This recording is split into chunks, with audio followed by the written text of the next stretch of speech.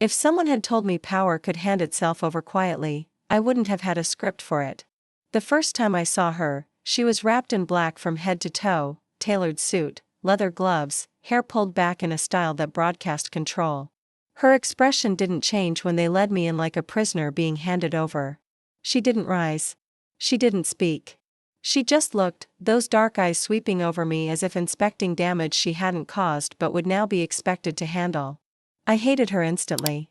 Not because of who she was, Seraphine Voss of the Voss Empire, feared by rivals, revered by allies. Known for turning corporate warfare into blood sport, but because she didn't even flinch when they told her I was the peace offering. To end this, my father had said. To stop the bloodshed between the Whitakers and the Vosses. You'll marry her and this will be over. I hadn't responded. I'd only looked out the window of the car, trying not to show how my hands were shaking. That was 6 hours ago. Now I stood across from her in a cold, sterile room lined with men in suits and silence. And she still hadn't said a word to me. Is this acceptable? One of the Voss advisors asked. Seraphine finally stood. She walked toward me slow and deliberate, stopping a breath away. She was taller than I expected, broader. Her presence filled the space like smoke. Her gaze met mine, and for the briefest second something flickered in it. Not approval, not disdain, something I couldn't name. She'll do, Seraphine said. And that was it. That was my wedding proposal. If you could even call it that. The ceremony was private. No guests, just signatures, legal documents, and a tension that clung to my skin like cold rain. Seraphine didn't touch me. She didn't even look at me again until we were alone in her car. The door shut, the deal sealed. You have a choice, she said, her voice low and smooth like aged scotch. We can pretend. You can play the part of the quiet, obedient wife, and I'll give you everything your family wants. Or she turned to look at me. If you enjoyed this content and want to support the channel in a special way, try clicking the thanks button below. It's the one with the heart and $sign icon. With super thanks, you can make a direct contribution to the channel, which helps me keep creating awesome videos for you. You can speak your mind, keep your name, and live in my house like a human being. But if you choose the second, you'll have to earn every inch of respect. I don't hand it out. I stared at her, the ring heavy on my finger. Why would I care about your respect? Because I'm not going to treat you like they did. I don't throw people away. I didn't answer. I didn't know how. She turned her eyes back to the window. Your room is on the east wing. You don't have to see me unless you want to. I did want to, and I hated that I did. The house or mansion really was as cold and unwelcoming as she was. Polished marble floors, steel fixtures, furniture that looked untouched. Staff moved like ghosts, silent and efficient. I was shown to my room by a woman named Arya, who barely looked older than me, but carried herself like someone who answered only to Seraphine. If you need anything, Arya said as she opened the door. You ask me. Not her. Understand? Why? I asked. Arya hesitated. Because she's not like other people. She does things her own way. And what way is that? The kind that leaves no room for mistakes. I didn't unpack. I didn't eat. I just sat on the edge of the massive bed in a room that didn't feel like mine, staring at the wall until the sun disappeared. I didn't cry. I wouldn't give them that. But my throat burned like I had. The first night passed without incident. She didn't come to my room. I didn't leave it. But the next morning, there was a tray outside my door. Coffee, toast, fruit. I hadn't asked for it. I didn't touch it. That afternoon, I wandered the halls, searching for a way to feel anything other than invisible. The house was quiet, too quiet. And then I found her Seraphine in the library. Alone reading, she looked up when I walked in. Lost exploring, I said. Do I need permission? Only if you plan to touch my books. God forbid. Her lips twitched almost a smile. Almost. I stepped farther inside. You're really going to pretend this is normal? Nothing about this is normal, she said, setting her book aside. But we play the roles we're given. And mine? That depends, she said. On whether you plan to hate me forever, or figure out that we're both victims here. I stared at her. You don't look like a victim. Neither do you, she replied, and then she stood and left without another word. That night, I ate alone again. But on the third evening, she took the seat across from me at the long table, silent, watchful. I said nothing. I didn't know where to start. Still, she passed the wine without being asked. She made sure the staff served me first. She didn't speak, but the silence wasn't icy. It was deliberate. I began to wonder who she was beneath the armor, and whether she wondered the same about me. Days slid into weeks. We lived like strangers tied by an invisible thread. I watched her more than I should have. Sometimes I caught her watching me. She never touched me, never crossed a line, yet she was always acutely aware. One night I fell asleep in the library, curled in the window seat with a book I wasn't reading. When I woke, a blanket covered me. I looked up in time to see her slipping out, quiet as a shadow. "Seraphine," I said, before I could stop myself. She paused at the door. "Thank you." She didn't turn. "Don't thank me. It isn't charity. It's because you're not disposable, no matter what they told you." And then she was gone. My heartbeat said she'd left something behind anyway. I stopped expecting a knock. Seraphine moved like smoke, silent, unseen until the heat of her presence reached you. By the second week, it was a pattern. I'd wake to find my bedroom door slightly ajar. Not open, not forced, just touched, as if to say, "I'm checking, but I won't cross." Sometimes there was coffee on the nightstand. Sometimes a folded note in that sharp, elegant hand: "Eat. Rest. Breathe." I never caught her at it. She never mentioned it. I felt her more in those quiet gestures than in our few clipped exchanges. The world said she was ruthless, unfeeling, dangerous. Maybe. But not with me. Not yet. We still didn't share meals formally, but some nights I drifted to the kitchen, barefoot, restless, and found her already there, sleeves rolled. A glass of wine in one hand, the other flicking through her phone. The first time, I almost backed out. She looked up, and instead of dismissing me, she slid the bottle across the counter. "Couldn't sleep?" she asked. "Didn't want to," I said. She nodded. And just like that, we had another ritual. We didn't talk much on those nights. We just existed in the same room.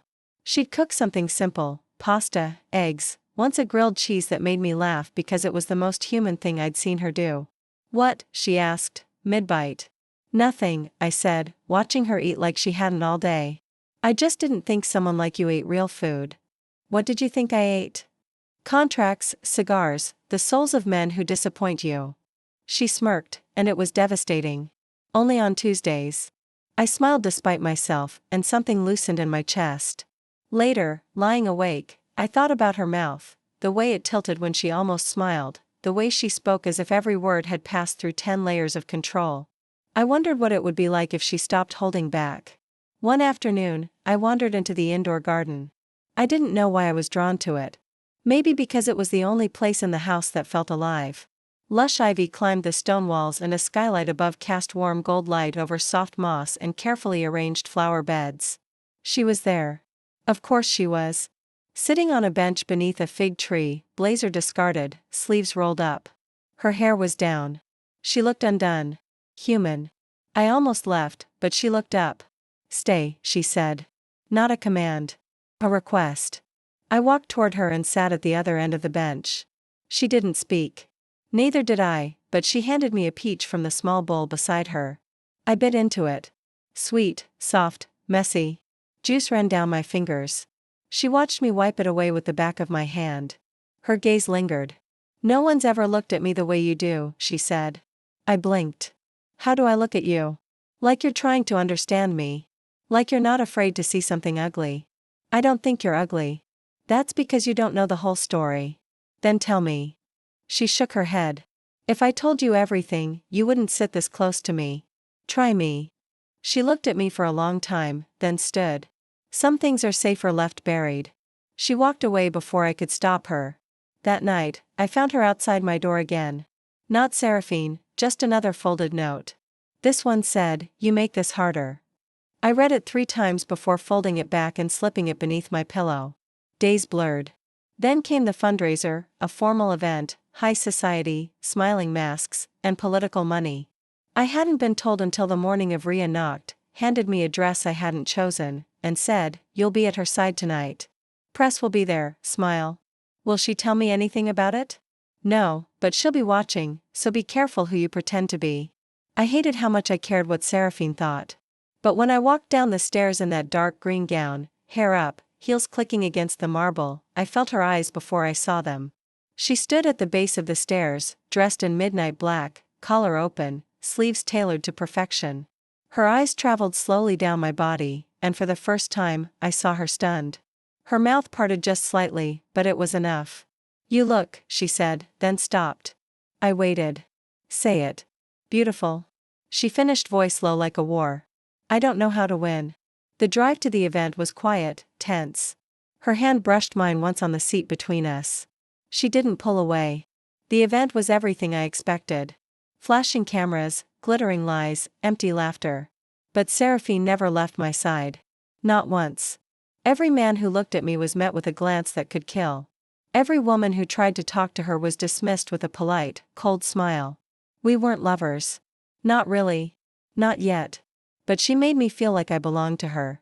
Like I was the only one who mattered in that entire building.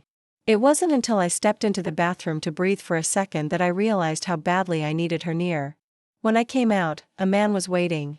Older, familiar, a family associate from my father's side. "So, this is how they dress you now," he said, eyes crawling over me. "I always said you'd make good currency." I stiffened. "Excuse me. Don't act surprised. This marriage was bought, girl. Same as any deal." He stepped closer. "Bet she hasn't even touched you yet. Boss women don't need to. They own with fear." "Step back," I warned. "Or what?" That's when I saw her. Seraphine standing at the end of the corridor, watching, silent, still, rage vibrating in every inch of her body. She said, "Step back." Seraphine said, her voice ablaze. The man turned. "Relax.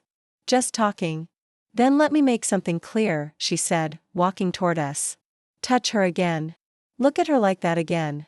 Breathe near her again. And I will take everything you love piece by piece until you forget what it felt like to matter." He laughed nervously. "Jesus, Seraphine, it was a joke. Get out." He did without another word. She turned to me. "Did he hurt you?" "No, but my hands were shaking." She stepped closer. "May I?" I nodded. She took my hands in hers. Warm, steady. "You're not property," she whispered. "I don't care what they told you." "Then what am I?" I asked. She looked at me like she was breaking mine. And then, God help me. She kissed me just once. Just enough to ruin everything else. She kissed me like she wasn't supposed to. Like she'd been holding it in for so long that when it finally broke free, it came out raw and quiet and trembling at the edges. Her lips met mine with a restraint that made my chest ache more than hunger ever could. Like she was afraid I'd vanish if she let the kiss deepen. But I didn't vanish. I leaned into her. I tasted her. I let myself feel the truth I'd been denying for weeks. That I wanted her. Not the idea of her. Not the power or the protection or the cold precision everyone feared. I wanted the woman who checked my door every night.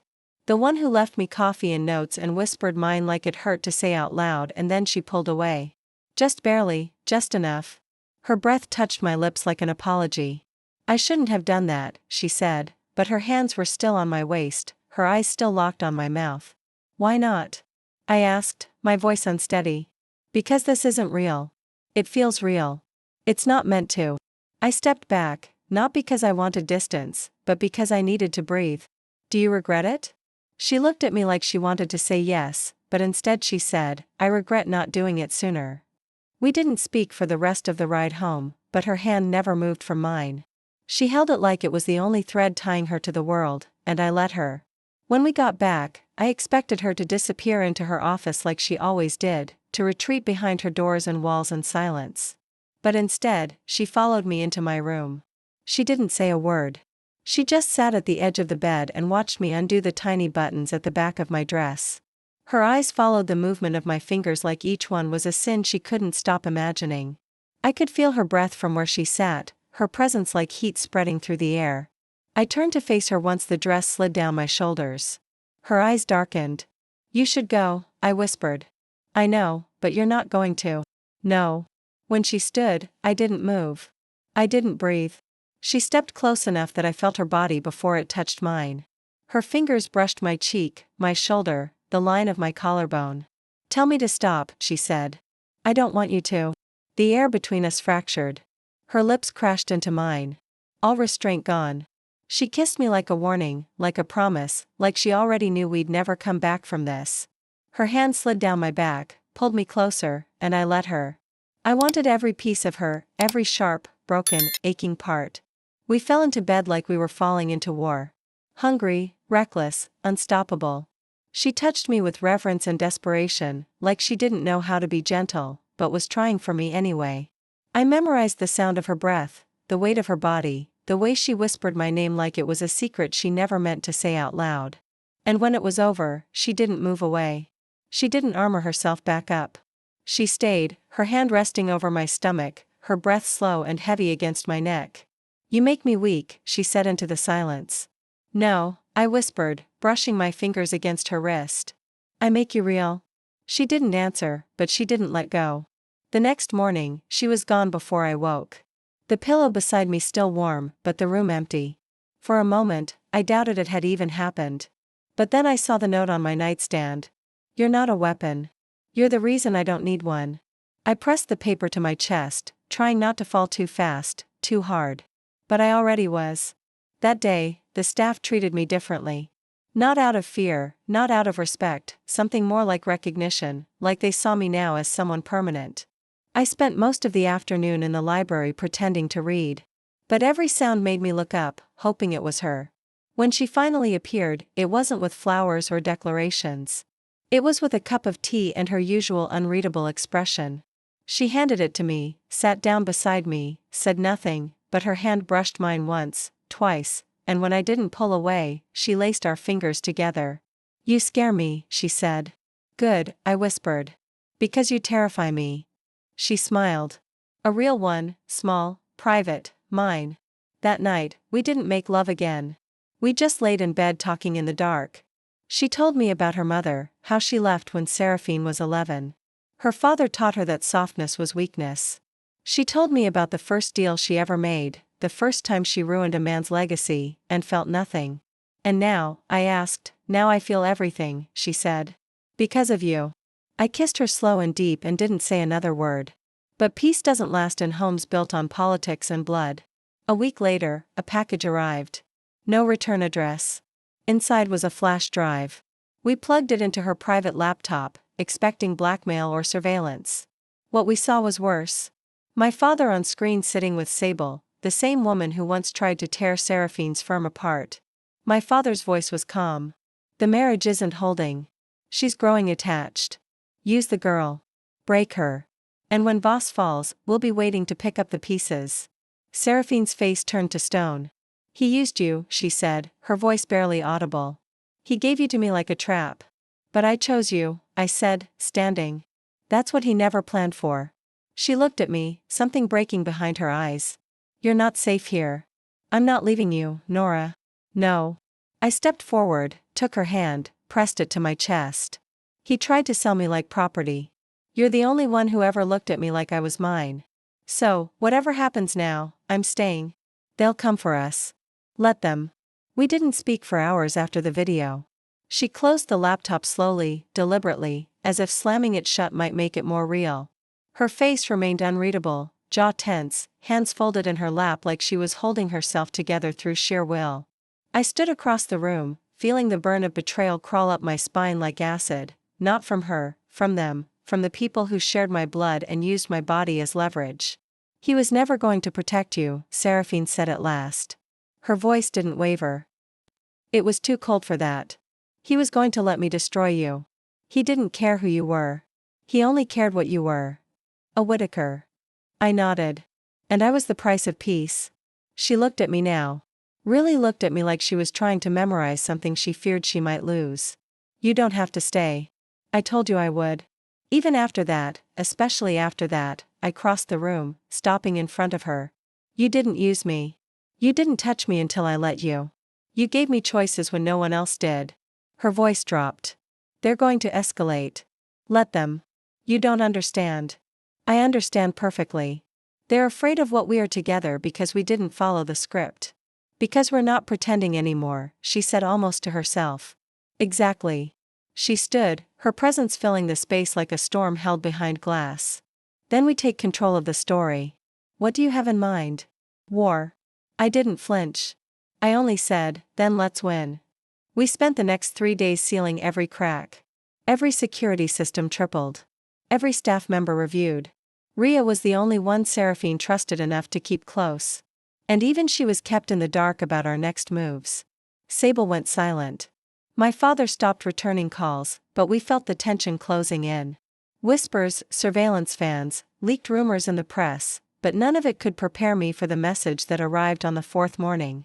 A photo taken from a rooftop of me and Seraphine on the south garden balcony, laughing, unposed, unaware, natural, and beneath it, a line of text.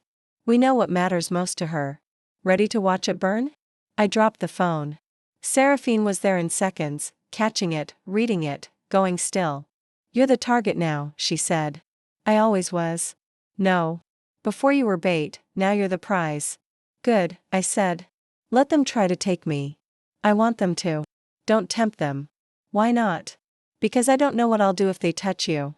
Her voice cracked at the edges. I stepped closer then. Don't let them. I'm trying. Try harder. I kissed her like I meant it, like she was the only anchor keeping me from slipping into chaos. And she kissed me back like she was choosing me over everything else she'd ever fought for. We made love that night without fear, without hesitation, without pretending the world outside wasn't crashing toward us. She touched me like I was the only softness she had left. And I gave her everything. The next morning, we called a press conference, her idea, my voice. I stood beside her in a room full of flashing cameras, microphones, and sharpened questions, and I said the truth. That the marriage had been arranged, yes.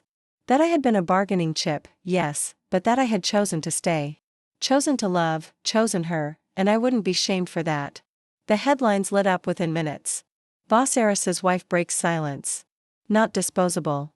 Nora Hartley speaks out. An alliance turned real, but with the attention came more threats. One night, our car was followed. Another, someone hacked into the house security grid and turned off the cameras for exactly 13 minutes. No break-in, no physical trace, just a warning. Seraphine stopped sleeping. She started carrying her gun again. I found her one night in the library, sitting in the dark with a whiskey in one hand and the other clenching nothing. They're getting closer, she said. I can feel it. Then what do? We bait them. How? We fake a split. What? We stage a fight. A brutal public breakup. You move out. Cry on camera. Leak photos. Make them think you're alone. Vulnerable.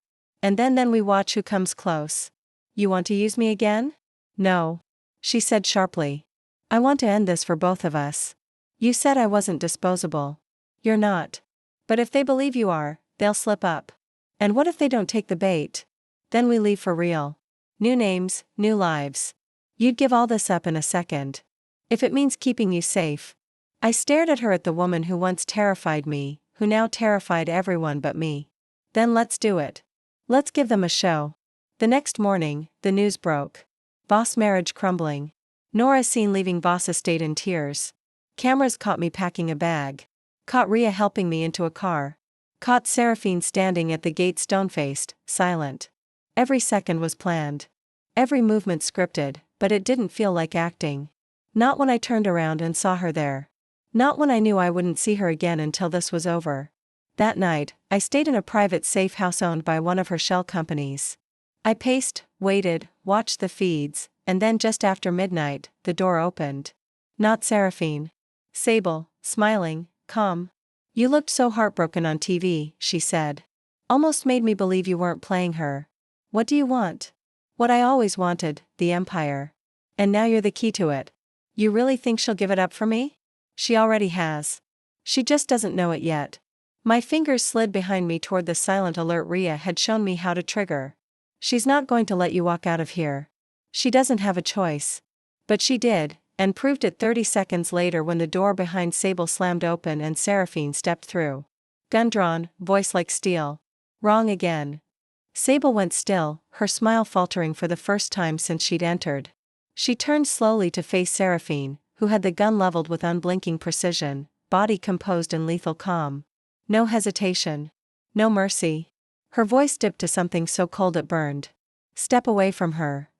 Sable lifted her hands, slow, the mockery still in her eyes. Seraphine, always theatrical. Did you really think I'd hurt your little prize? Seraphine advanced, one step, then another. I think you don't realize how close you are to dying. Oh, I do. But so do you. You wouldn't have followed me alone. Who said I'm alone? On cue, Rhea appeared from the hallway behind me, gun up, face unreadable. Took you long enough, I muttered. Rhea's mouth twitched. You're fine. You were never not fine. Sable's gaze flicked between the three of us, calculating, the jaw tick, the shoulders tightening. Cornered, but clinging to the idea of one last move. You can kill me, she told Seraphine. It won't stop what's coming. Your father's legacy is already rotting. The board wants blood. And your wife, she tipped her chin at me, was only the beginning. You made one mistake, Seraphine said, voice sharp as glass. You touched what's mine. And she fired. The bullet tore through Sable's shoulder, non-fatal, but enough to drop her screaming. Rhea moved in fast, disarmed her, pinned her, zip-tied her wrists with practiced ease. I stood frozen, heart pounding, watching the blood spread under Sable's arm. I'd never seen Seraphine shoot someone. I knew she could. I knew she would.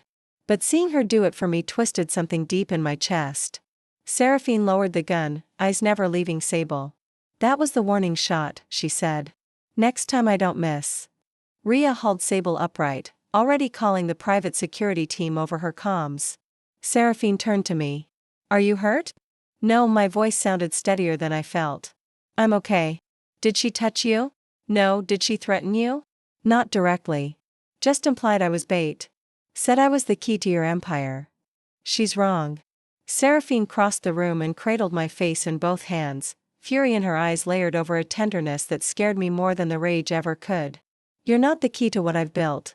You're the only thing I've built that actually matters. I leaned into her palms and finally breathed. We still have a target on our backs. Not for long. What do you mean? Sable wasn't working alone. I've known since the night they sent that photo to the house. She's just the piece they tossed when it got risky. So who's next? Her gaze hardened. Your father. The name churned my stomach. You think he sent Sable to get close? I think he's been setting this up since the day he married you off. He knew I wouldn't use you like a pawn. He knew you'd become my weakness. He just didn't grasp how far I'd go to protect you. I sank into a chair, adrenaline draining into cold. If we go after him, it's open war. It already is. Are you ready for that? I've been ready since the day you walked into that room with your head high and your heart intact. And if I asked you to walk away, from the Empire, the war, the throne? I'd walk now. No hesitation. I searched her face. You mean that? I've meant every word I've ever said to you. I reached for her hand. Then let's end it on our terms together. Rhea cleared her throat from the doorway.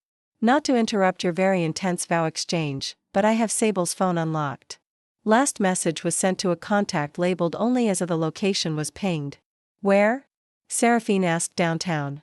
Old Voss headquarters. The one your father used before he moved everything north.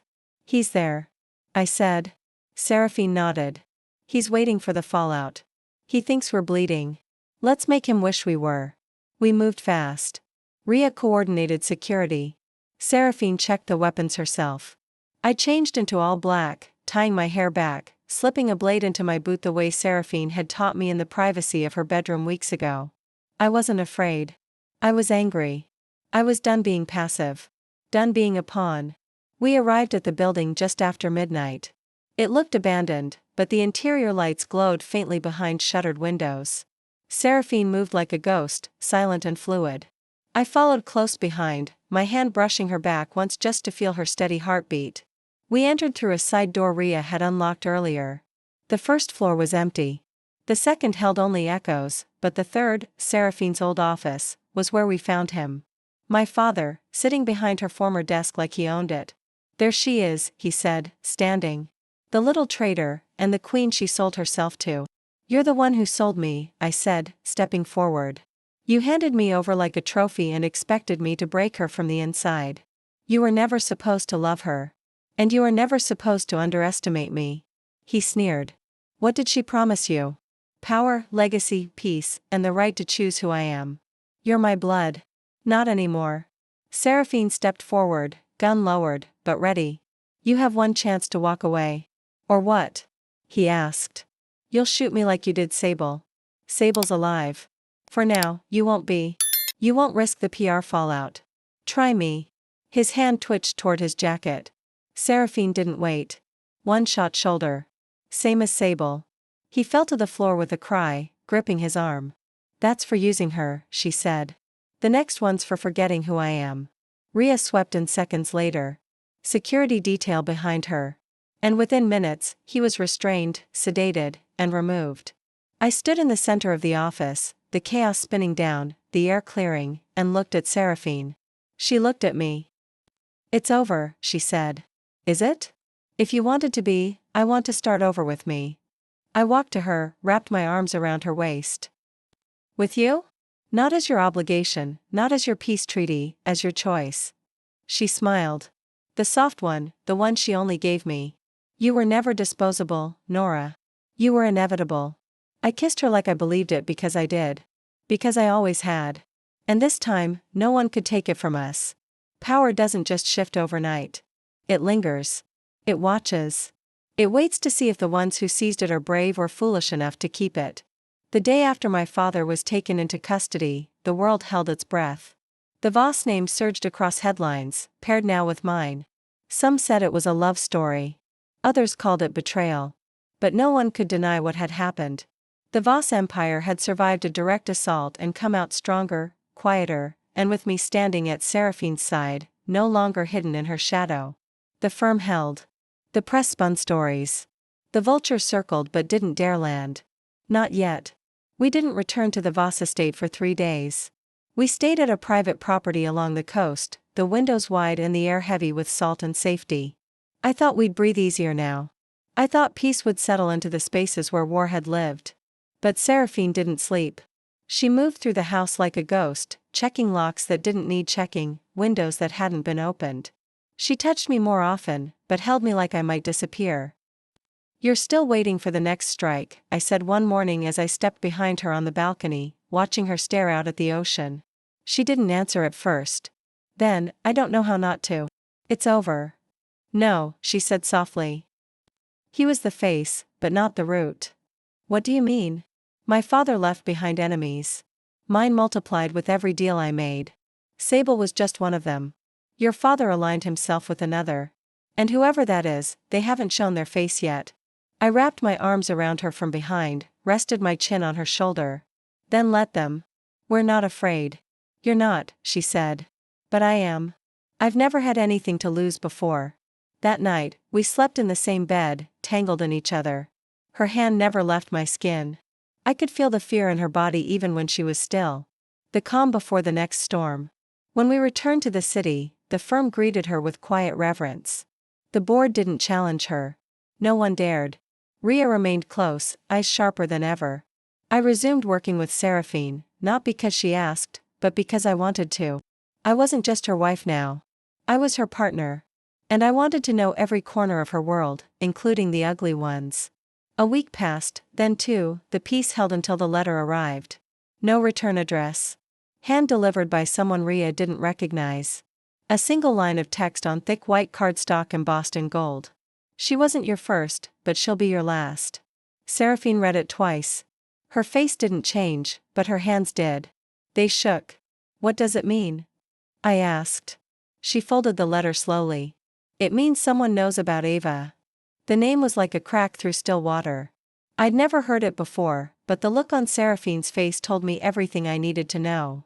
Who is she? I asked. A long time ago, she began. When I was 19, I fell in love. Or at least I thought I did. Her name was Ava. She was reckless and wild and brilliant, and she died because of me. What happened?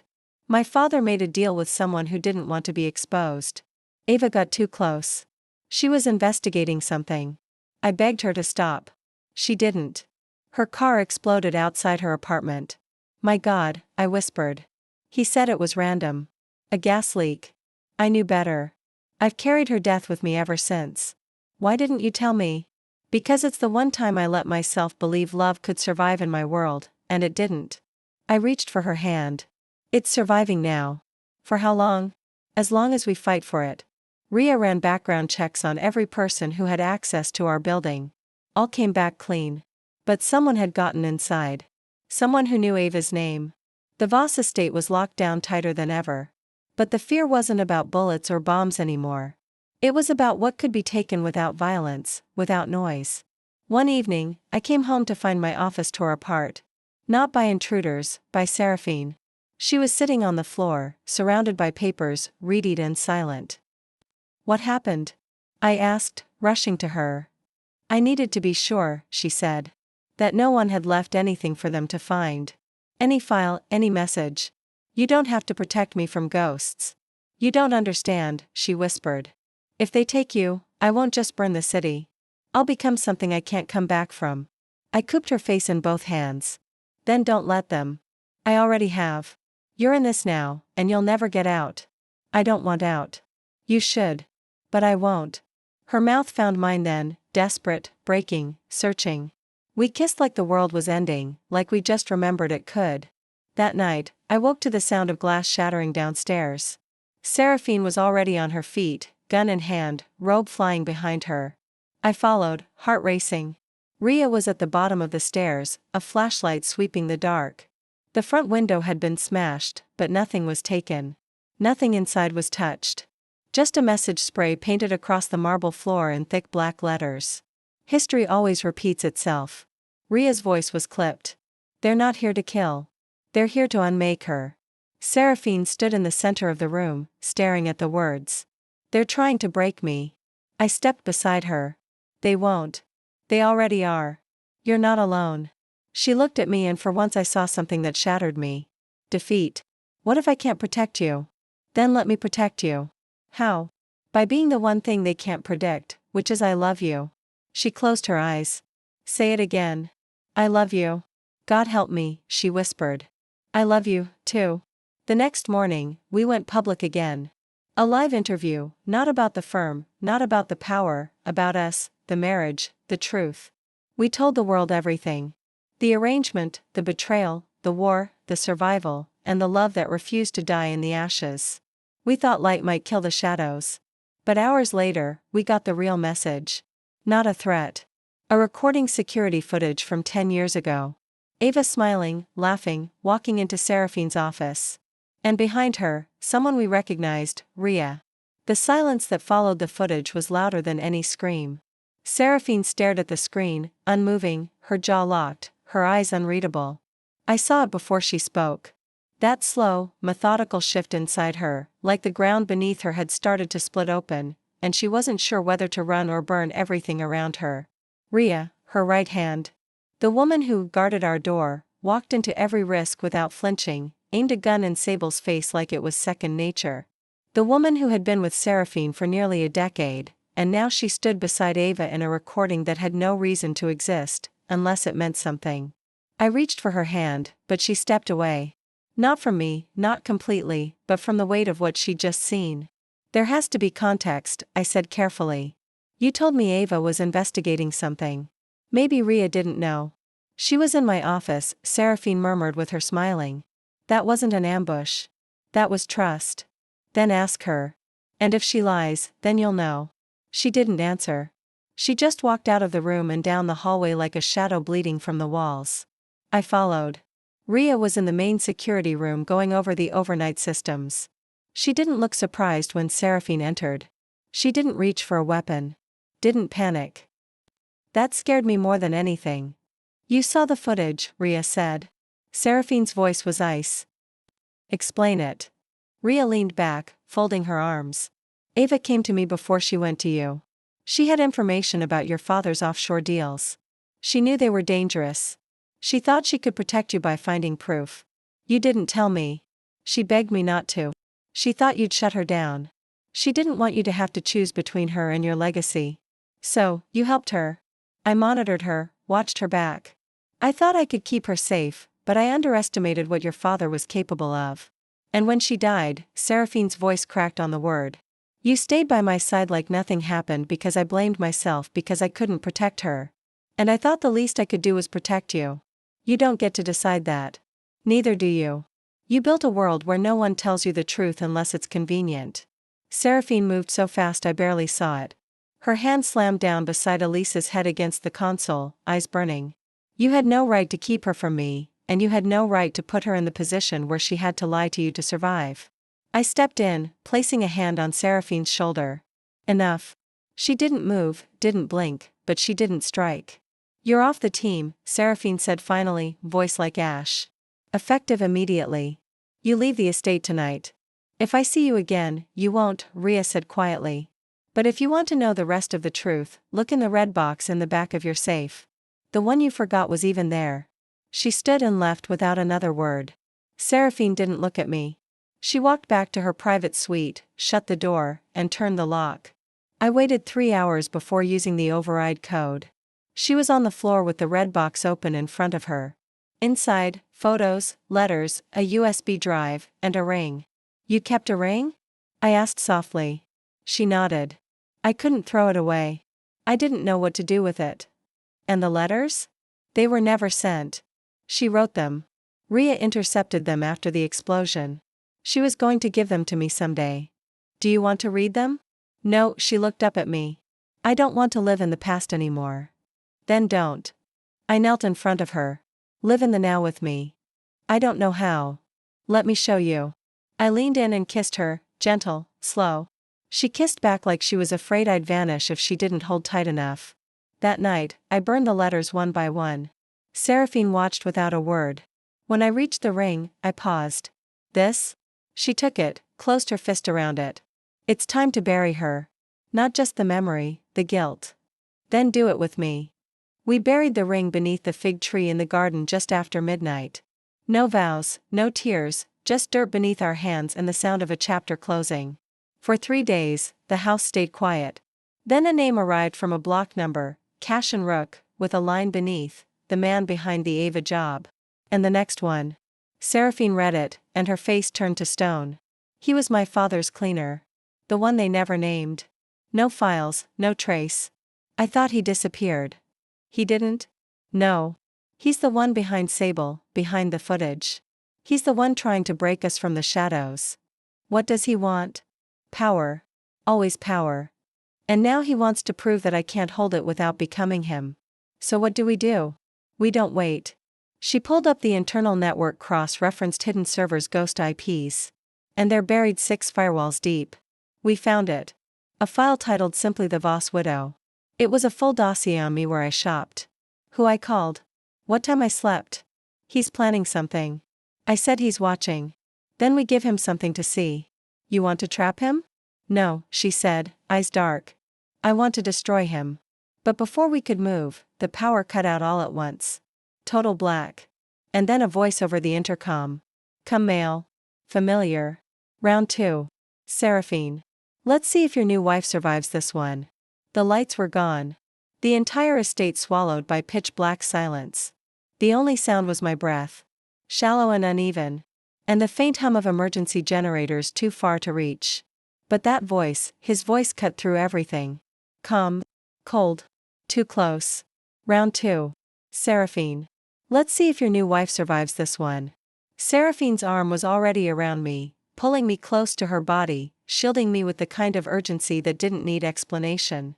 She reached for her gun on instinct. Checked the safety by touch, then leaned down to whisper against my ear, her voice barely audible. Stay behind me. No matter what you hear, you don't move. Seraphine, no.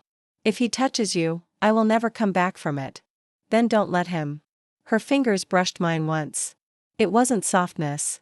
It was something desperate, something grounding. Then she moved like a shadow inside shadow. I followed carefully, quietly. The backup security system was running, but only internally. No cameras, no alerts. We were flying blind. We crossed the hallway toward the panic room embedded in the east wing, the one with reinforced steel and its own power grid. We didn't make it. A sudden flicker of motion to our left, fast, silent. A blur near the stairs. Seraphine caught it first, spinning and aiming. A single shot rang out, cracking through the silence like thunder. A grunt, then feet retreating fast. Not a direct hit, she muttered. But they know we're not running. Good.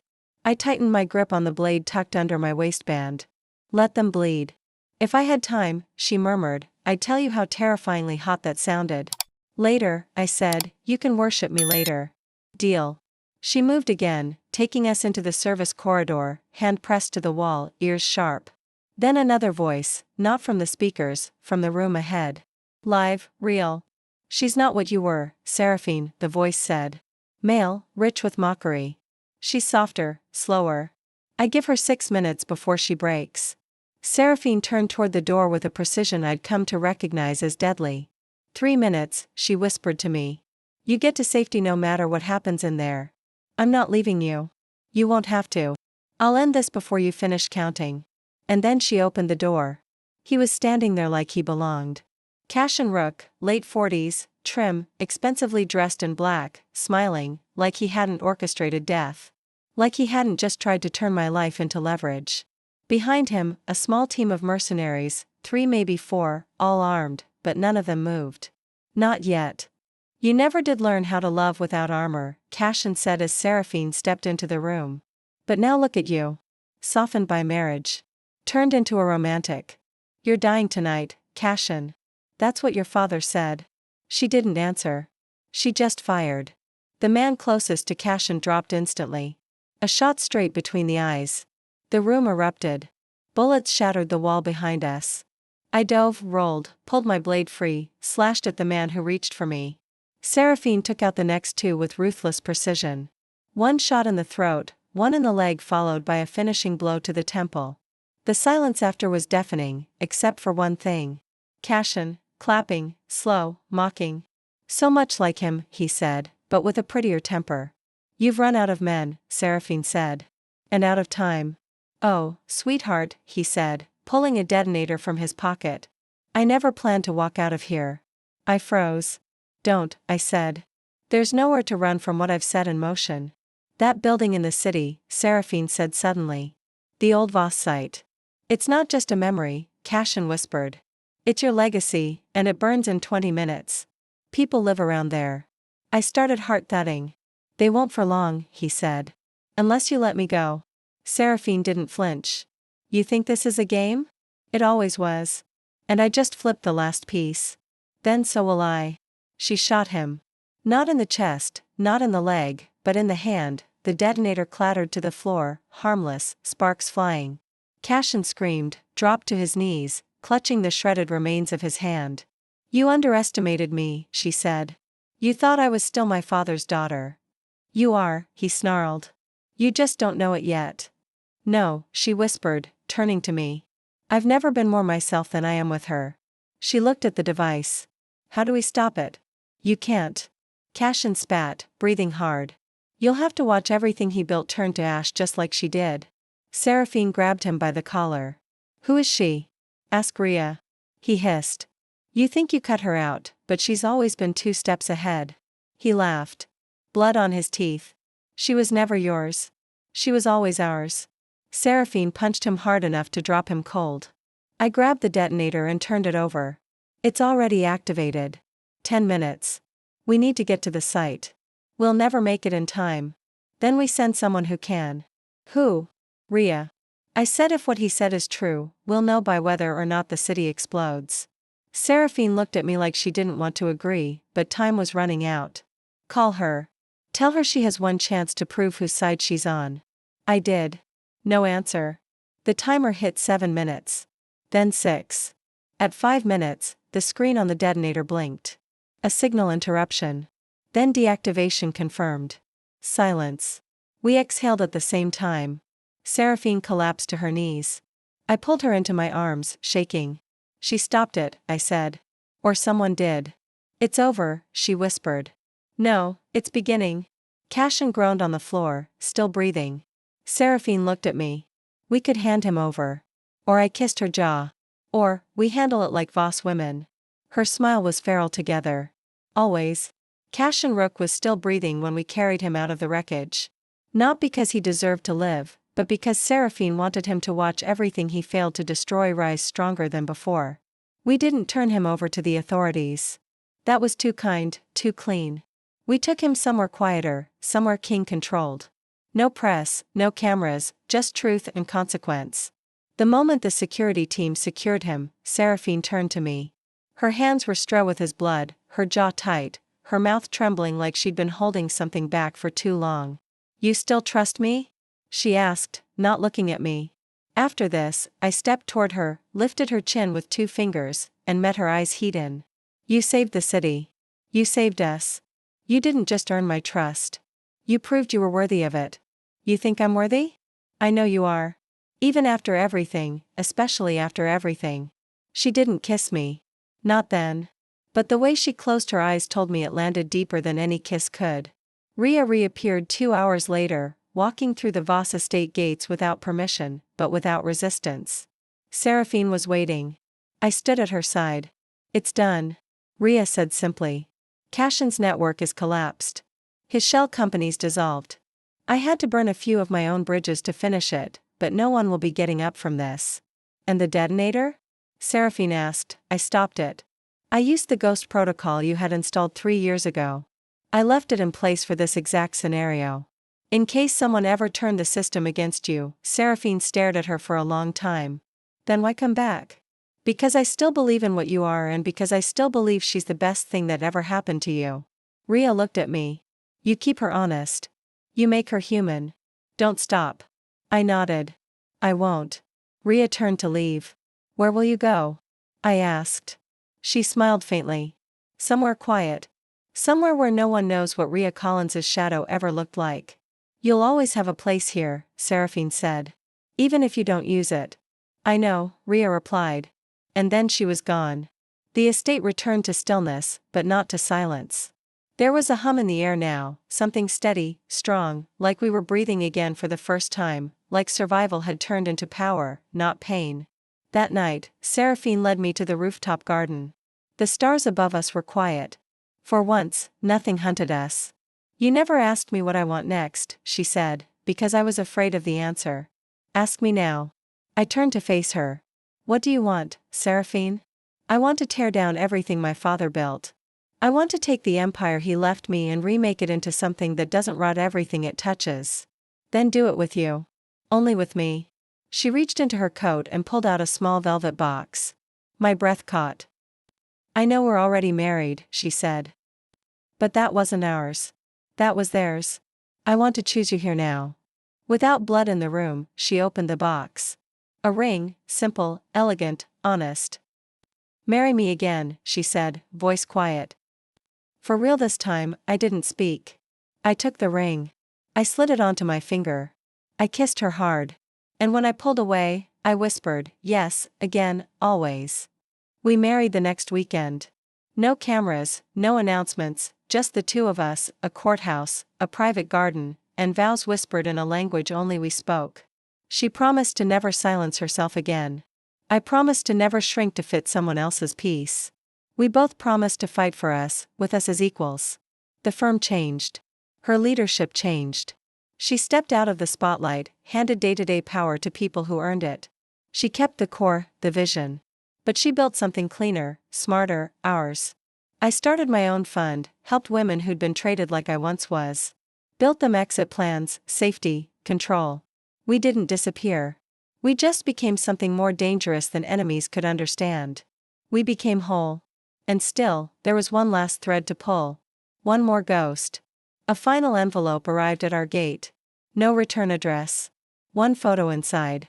Ava alive. Or someone who looked just like her standing in Kadara holding a newspaper dated 4 days ago. And written on the back, sometimes love survives after all. Seraphine stared at it. Then she smiled, small, quiet. She ran, she said. She faked it. She got out and let you believe she was dead. To protect me, just like I tried to protect you. I touched her hand. Do you want to find her? She shook her head. No, because I'm not looking back anymore. I leaned in, kissed her temple. Neither am I. But I kept the photo not as a threat. As a reminder that even in a world where we were traded like weapons, owned like property, broken like porcelain, somehow we'd carved out a piece of softness that couldn't be stolen. And that softness, it was ours. Only ours. It was raining the night we burned the contract that sealed our first marriage. Not just the physical paper, but everything it had stood for. Control, silence, leverage. Seraphine held it in her gloved hand as we stood beneath the small stone archway in the garden. The rain soaking our coats, thunder murmuring low above the trees. She lit the match. I watched the flame touch the edge of the page, watched the ink curl into ash. We didn't speak. We didn't need to. That contract had made us political, strategic, inevitable. But we had rewritten everything since then. Line by line, breath by breath, scar by scar. I looked over at her, the firelight casting flickering shadows against her sharp cheekbones and soaked hair.